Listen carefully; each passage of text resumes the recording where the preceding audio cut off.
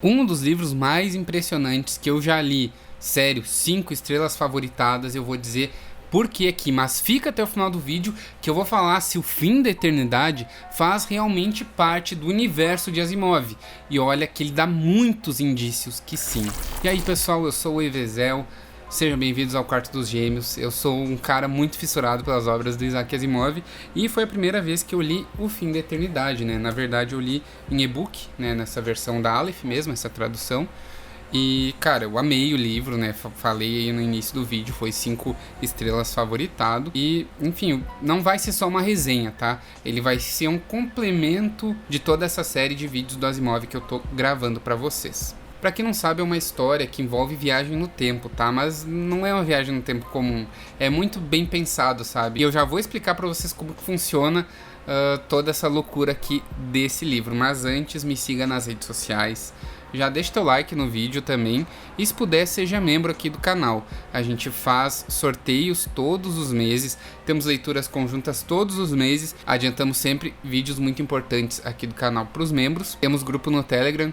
Enfim, até no Tier 3, além do teu nome aparecer na tela, né? Como é no Tier 2. Tu também pode dar uma sugestão de vídeo pra gente gravar. Que vai a votação entre os membros do nível 3, né? E a gente grava esse vídeo. Olha só que legal. Então, cogite ser um membro. E se for comprar qualquer coisa, por favor, usa o nosso link da Amazon, que isso realmente ajuda muito. Então, sem mais enrolações, bora pro vídeo. O Fim da Eternidade, ele vai nos contar a história do Harlan. Esse é o nome do cara, Harlan. E ele trabalha como um dos Eternos. O que seria isso? Filme da Marvel? Não, não é isso, é bem diferente. Os Eternos, eles são quem controlam, digamos assim, o universo, a eternidade. E como eles fazem isso? Eles têm um dispositivo que parece um elevador, assim, pelo que eu entendi, que é uma máquina do tempo. Só que, por exemplo, cara, como é que eu vou explicar como que funciona o papel dos Eternos? Tipo, tem vários cargos pra cada Eterno, sabe? Tem o técnico e tem o cara que é chamado de computador, que é o cara mais fodão e tal. Enfim, cara, é muito bem feito, sabe? Esse lance. E quem não é eterno é chamado de tempista, ou seja, é a pessoa que vive naquele tempo. E esses termos já vão fazer sentido aí pra vocês. Nosso protagonista é o Harlan, e ele é um dos Eternos, né? Ele é um cargo um pouco mais baixo, mas ele é bem foda, assim, bem inteligente e tal. E o seguinte, os Eternos, eles têm que fazer, digamos assim, perdurar a eternidade na Terra, né? Eles viviam na Terra e tal, e eles têm que fazer com que eventos catastróficos não aconteçam. Só dando um exemplo como que funciona essa máquina do tempo e quais as mudanças no tempo eles fazem pra interferir uma guerra. É tipo, são pequenas coisas, cara, tá ligado? Por exemplo, o Hitler, ele não foi aceito na escola de artes, certo? E aí, depois ele foi preso, né? E daí, até na prisão, ele escreveu aquele Mein Kampf. Só dando um exemplo, não tem isso no livro, tá? Mas como funcionaria? Talvez um dos Eternos, ele voltaria ali pro tempo de Hitler, antes dele propagar suas ideias e tal. Se infiltraria naquela galeria de arte que ele mandou os trabalhos dele e fizesse com que ele fosse aprovado, entendeu? Ele forjaria uma assinatura, alguma coisa. Tipo, é um gesto pequeno que desencadearia proporções catastróficas. Aqui no livro, eu não lembro porque, eu acho que é para impedir uma guerra também. O cara que planejou a guerra, ele ouviu uma palestra lá sobre umas ideias, é basicamente isso. E quando ele estava indo na palestra, os Eternos fizeram com que uma pedra ficasse na embreagem do carro, dele não conseguia acelerar o carro, perdeu um tempão nisso, dele, nem vou mais na palestra, tá ligado? E só essa pequena atitude já removeu da linha temporal algo catastrófico, entendeu? Então é assim que funciona o trabalho desses Eternos. Daí tem os observadores, que eles têm que observar ali o que os tempistas estão fazendo em cada tempo. Tipo, tem uma guerra que vai acontecer no ano 50.000 e pouco. Então, eles observam que no ano 49.600 aconteceu uma coisa, então eles vão para aquele ponto mudar essa pequena coisa, entendeu? Então, é assim que funciona a viagem do tempo aqui. Então, são pequenas mudanças que vão evitar grandes mudanças, mas tem também as mínimas mudanças ou grandes mudanças que eles fazem e tem mínimas consequências, assim como as mínimas ou grandes coisas que eles fazem que tem grandes consequências. Então, tudo isso é bem explicado de uma maneira bem simples, daquele jeito bem Asimov de explicar a ciência. E outra, é um livro de viagem no tempo, cara. É algo muito fácil de tu achar brecha pra julgar, falar que tá errado, que uma coisa não tem a mesma proporção que a outra, que foi o que eu fiz com o Novembro de 63, né? Foi uma das coisas que mais me desagradou no livro. Como uma coisa funciona de uma coisa em tal momento e depois não funciona da mesma forma, sabe? É muito difícil trabalhar com viagem no tempo. Então, esse com certeza é o melhor livro de viagem no tempo que eu já li. Melhor que o Harry Potter Prisioneiro de Azkaban, que é uma viagem no tempo bem simples, mas que é bem amarradinha também, né? Então, sério, fica a indicação. E esse livro, ele é bastante disputado aí pra falar se ele faz ou não parte do universo de Fundação, né? Mas antes de falar sobre isso, eu vou ter que falar que eu vou dar alguns spoilers, tá? Do livro, mais precisamente do final dele. Então, se tu quiser muito ler esse livro e os outros livros do Asimov e tal, se não leu as partes da Fundação também, pode parar por aqui e vai ler o livro, porque sim, eu vou dar alguns spoilers, tá? Então vamos lá. Vamos começar aí falando do chicote neural que aparece aqui, eu até fiz notas deles. Ele fala o seguinte, né, o Harlan. Ele fala, ó, é uma invenção de uma das realidades passadas do 575. Esses são séculos que eles falam, então 575 seria o ano tipo de 58 mil, tá ligado? Então, ele fala, né? Muito cruel, ela pode matar, mas em baixa potência ativa os centros da dor do sistema nervoso e também paralisa. É chamada, ou era chamada, de chicote neurônico. Isso aqui a gente vê em 2 livros, no As Correntes de Aço e também no Pedra no Céu. Mas eu vou pegar aquele cronograma do Asimov que eu fiz para ver onde que se passam esses livros, né? Em qual era ou em qual século que se passaria esses livros. Então, pegando aqui, seria no ano 12.000, tá? No ano de 12.000. Aqui a gente tá falando de 57 mil. Olha quanta coisa, cara. Em 57 mil, então não tem como ser o mesmo. Pode ser que exista outro chicote neurônico, mas não é o mesmo, tá? Dessa época aí, desse século. No caso, seria o século 121, por aí, né? Então, não pode ser o mesmo, tá? Também tem outra coisa que ele pega desse século, vamos ver aqui nas notas. Então vai falar de umas ampolas radioativas, né? E vai falar também da radioatividade na Terra e tudo mais, mas também falam em 575. A radioatividade na Terra acontece até antes, né? Como a gente vê no Pedra no Céu, já tá bem radioativa a Terra. Então não pode ser isso, né? Isso, deixa eu ver aqui na página 180 da edição da Aleph, tá? Eu tô vendo.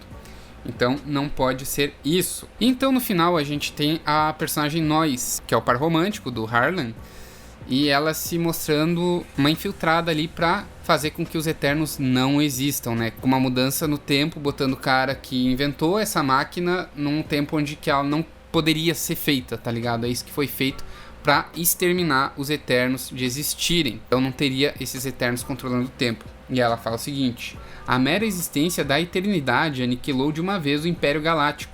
Para restaurá-lo, a eternidade deve ser eliminada. Então a eternidade que ela fala não é tipo a eternidade, o fim da eternidade não é isso. O fim da eternidade é o fim dos Eternos, sabe? Dessa empresa, digamos assim, que controla aí o tempo. Então isso seria o fim da eternidade. E é por isso que ela quer, para estabelecer um Império Galáctico e tudo mais.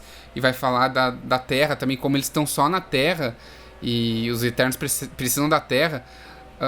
Os avanços de migrar para outros planetas nunca acontecem. Sempre acontece alguma coisa que impede com que isso aconteça. E ela quer a criação do Império Galáctico, porque assim a humanidade, não só os Eternos, podem viver para sempre, entendeu? Enfim, deixa eu pegar outras notas que falam aqui. Ela fala, ó: existe a probabilidade, não a certeza, naturalmente, que a Terra cabe numa crosta altamente radioativa. Mas antes disso, então, né, fala... Aí o Harlan responde: você quer dizer que pode haver uma compensação para isso, né? A Terra ser radioativa. Ela responde: um Império Galáctico, uma verdadeira intensificação do estado básico. Então aqui a gente já tem um indício, tipo, que por causa da radioatividade na Terra, as pessoas meio que se obrigariam a migrar para outros planetas, né? Ela já fala disso, que é o que acontece em Pedra no Céu, né? Que a gente vê a Terra totalmente radioativa, que é a consequência do que a gente vê sendo implantado lá no final dos Robôs do Império. Então tu pensa, porra, tudo faz sentido, faz parte do universo Asimov. E eu vou dizer pra vocês, cara, não faz.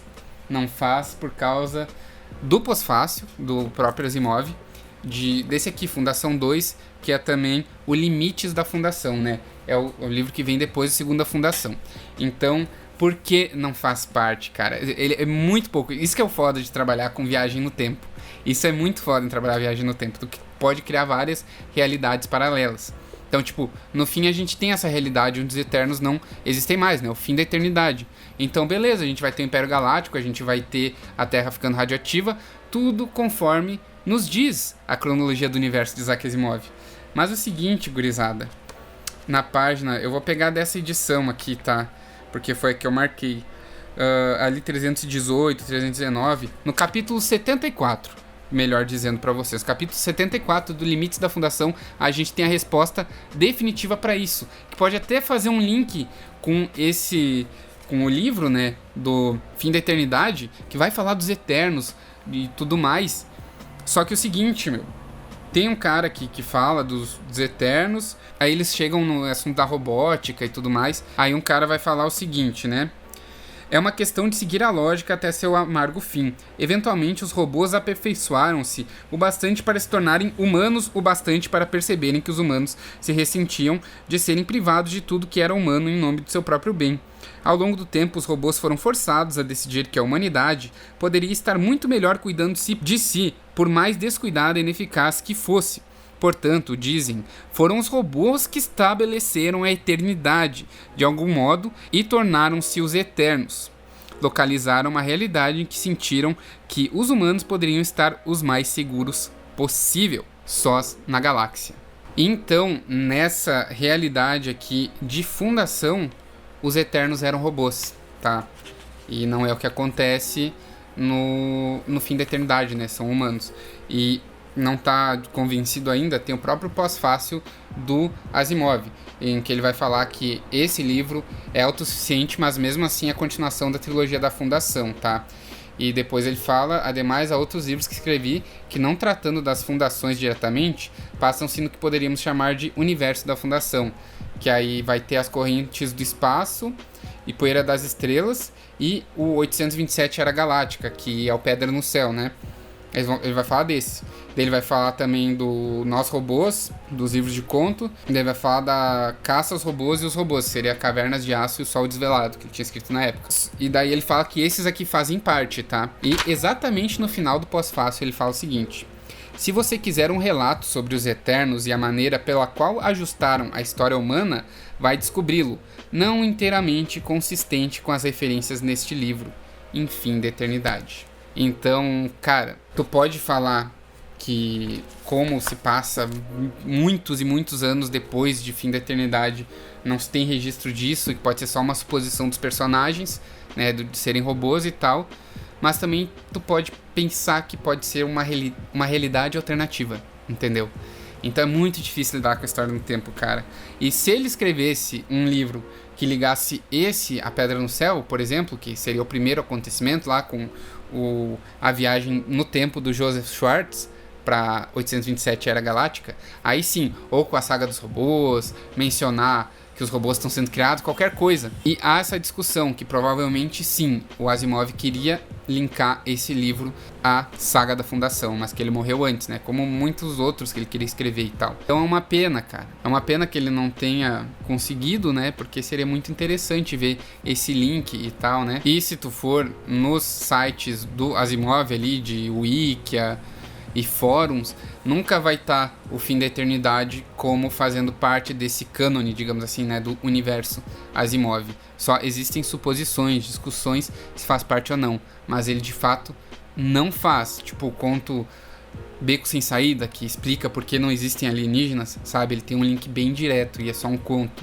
Ou o Mãe Terra, que fala o início da colonização de outros planetas, também tem uma consistência bem forte para ligar aí a saga do Império, Fundação e etc, né?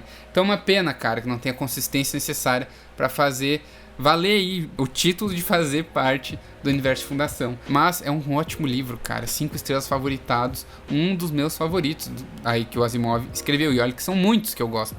E esse com certeza é um dos favoritos. Então leia esse livro, cara. Mas é bom de ler com conhecimento já. Tipo, ler Fundação antes. Ler a Saga dos Robôs antes. Que vai se tornar bem legal aí essa experiência. Principalmente o final. Muita gente não gosta do final desse livro. Mas se tu conhece o universo Asimov, porra, é muito, cara, um prato cheio, tá ligado? Cheio de referências, como é o livro Os Robôs e o Império, né? Que é só referência aos outros livros e é o meu preferido da saga dos robôs. Então, pessoal, o vídeo foi esse, espero que tenham gostado. Se gostou, deixa o like, se inscreva no canal caso não seja inscrito, e se quiser e se puder, seja membro. A partir do nível 2, o teu nomezinho já aparece aqui no final do vídeo, tá? Em forma de agradecimento aí pelo valor a mais que vocês apoiam. Mas a partir de R$ 6,99 já tá apto a concorrer os sorteios, participar das LCs, grupo no Telegram e tudo mais. Então é isso, pessoal, um forte abraço e até mais!